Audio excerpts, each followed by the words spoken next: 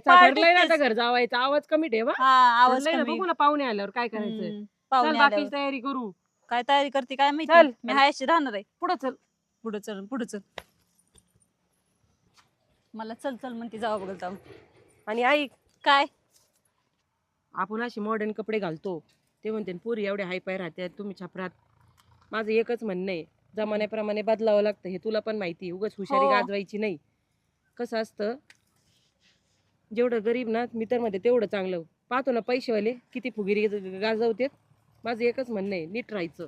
हो. हा आपण जरी पैशाने गरीब असलो तरी मनाने मोठे. हा, मनाने मोठे येत. हा. घरात आहे ना आपण चटणी भाकर खाऊ, पण बाहेर सांगायचं आम्ही पनीरची भाजीच खातो. पनीरची भाजीच कारण खातो. लोक फायदा घेतात परिस्थितीचा, हे लक्षात हो. ठेवायचं कधी पण.